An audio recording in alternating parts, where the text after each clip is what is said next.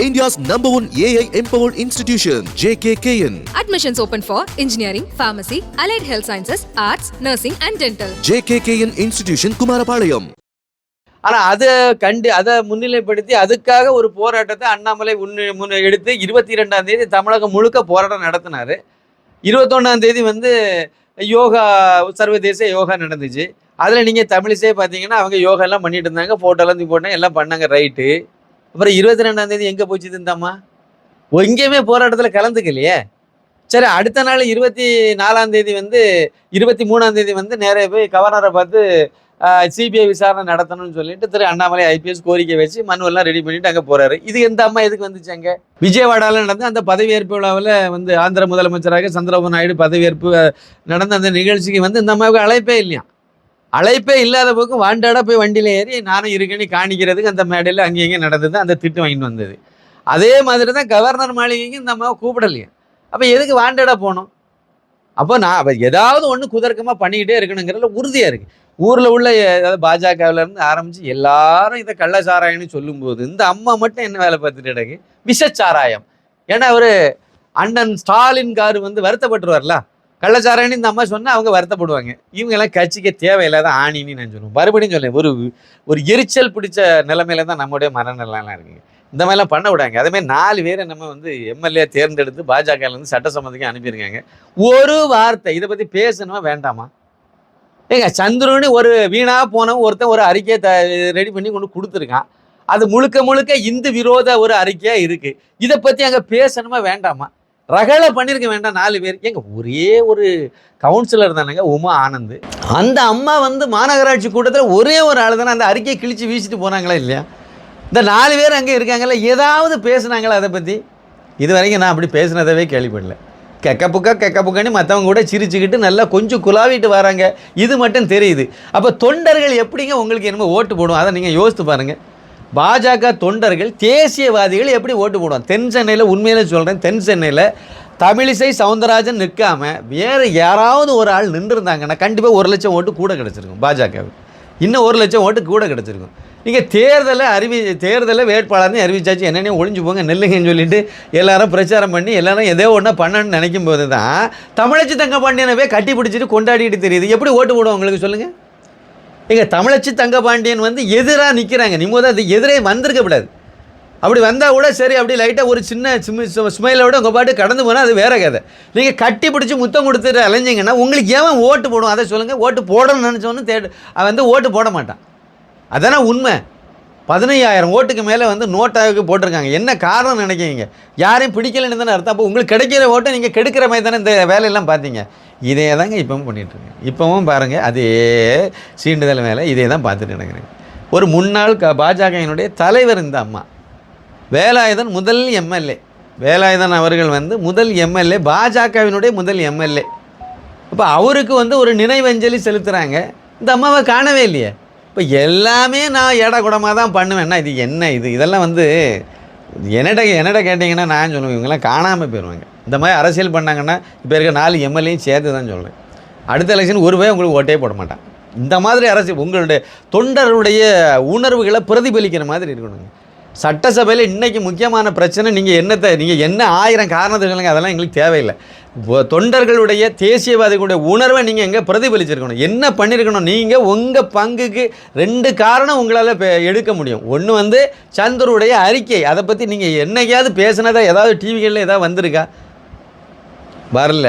அடுத்து கள்ளக்குறிச்சி கள்ளச்சாராயம். அதில் 1000 கதை சொல்லலாம். நீங்கள் அந்த கதையெல்லாம் சொல்ல வேண்டியதில்லை. 1000 உண்மைகளை போட்டு உடைக்கலாம். அப்பட்டமா 2 எம்எல்ஏ தான் சூத்திரதாரின்னு உங்களுக்கு தெரியுமா தெரியாதா? நீங்கள் ஏன் சட்டசபையில் அதை பேச மாட்டேங்கிறீங்க? ஏவவேலுக்கு அதில் முக்கிய பங்கு இருக்குது. அந்த ஆள் தான் முதலாளி சாராய வடிப்பிக்க.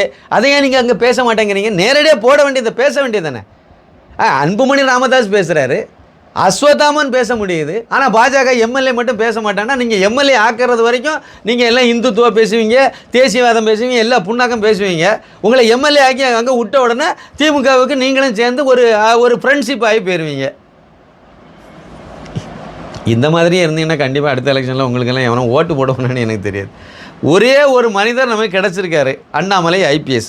இங்கே மோடின்னு ஒருத்தர் வந்தார் 2014. அவர் தான் பிரதமர் மெட்டீரியல், பிரதமர் வேட்பாளர் அவரை அறிவிச்சாச்சு. அறிவிக்க முன்னாடி சில சலசலப்புகள்லாம் இருந்துச்சு. அவர் அறிவித்த பிறகு மூத்த தலைவர்கள் எல்லாரும் முரண்பட்ட கருத்து உள்ள பலரும் கூட அத்வானி அவர்கள் உட்பட எல்லோருமே அவருக்கு பின்னாடி போக ஆரம்பிச்சிட்டாங்க. அவங்க மனசால் சில முரண்பாடுகள் இருந்தால் கூட அதை விட்டுட்டு அவரை வந்து தூக்கி நிறுத்தணுங்கிறதுல எல்லாரும் இணைஞ்சு செய்தாங்க. கடைசியில் ஆட்சியை பிடிச்சாங்க.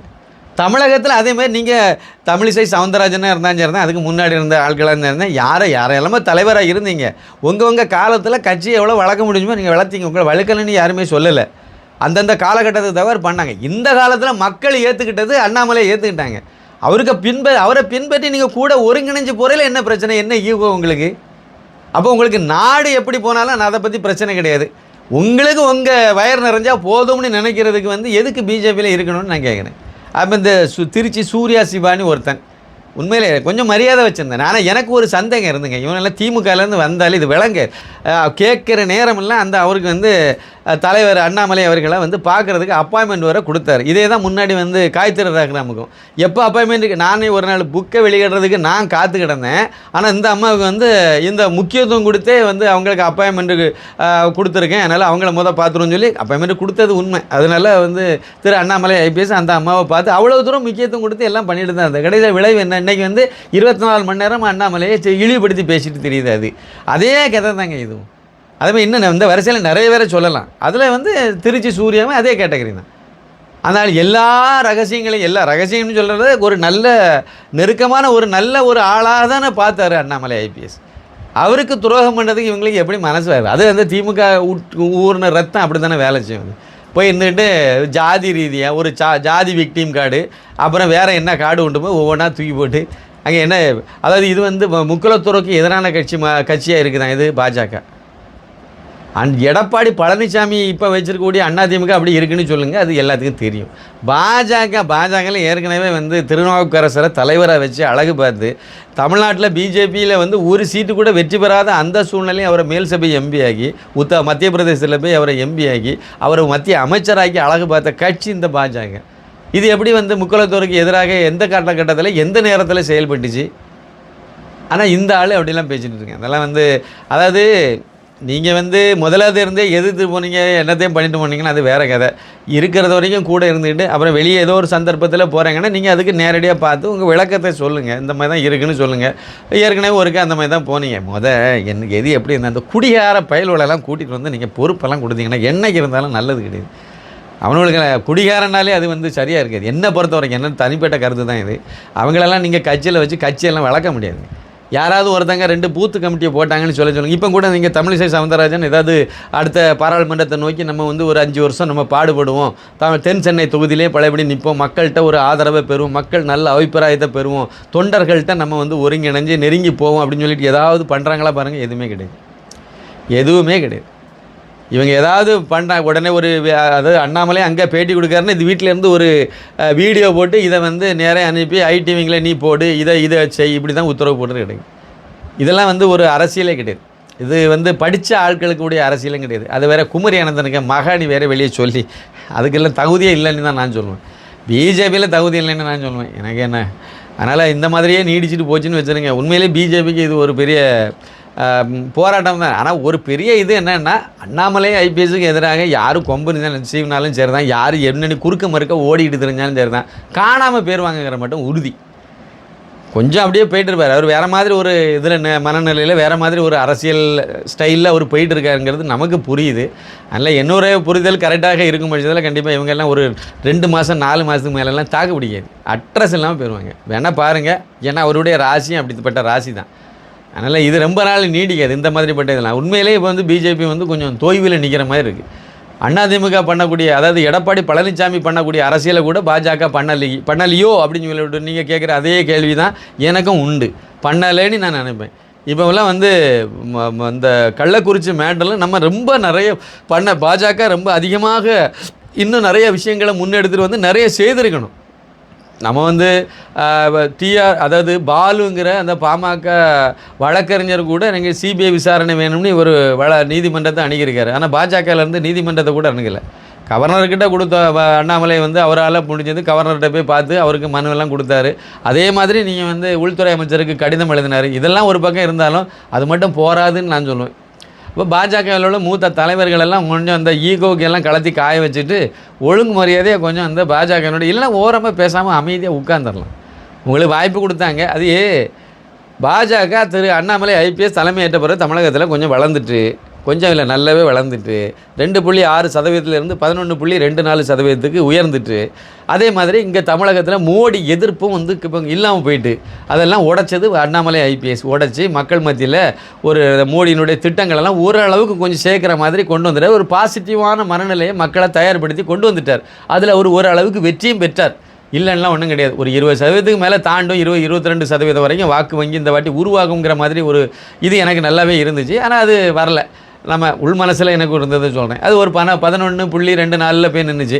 சரி பரவாயில்ல, இதுவே மிகப்பெரிய ஒரு வளர்ச்சி தான். பாஜக மட்டும்தான் அதிகமான ஓட்டு வங்கியில் இன்க்ரீஸ் ஆகி கூடுதலானதே பாஜக மட்டும்தான்.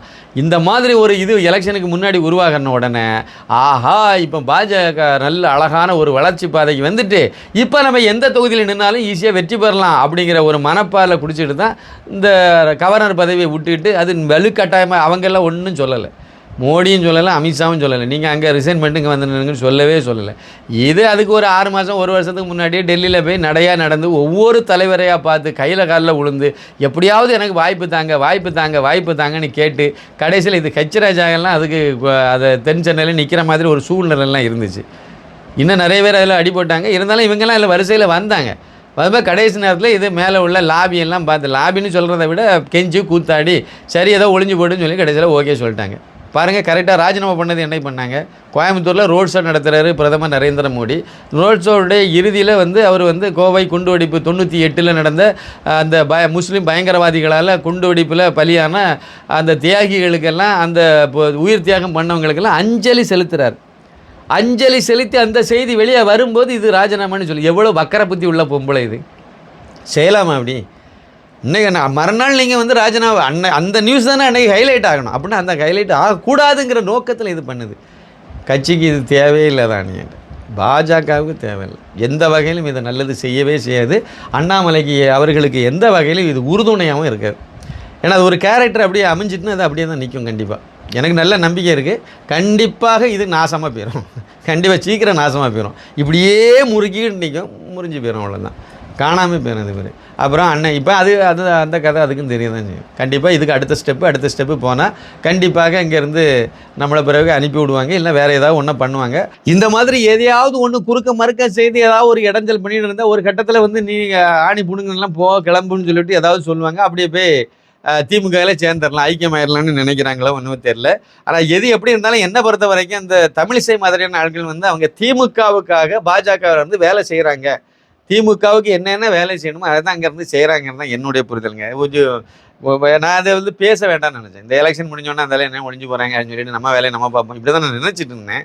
ஆனால் அவங்க தொடர்ந்து நம்ம மைன்யூட்டாக இதெல்லாம் கவனிக்கும் போது நமக்கே வந்து ஒரு தேசியவாதியாக நமக்கு சரியான ஆதங்கம், கோபம். அதனால தான் நான் வந்து இதை இந்த அளவுக்கு சொல்ல வேண்டியதாக ஆகிப்போச்சுது.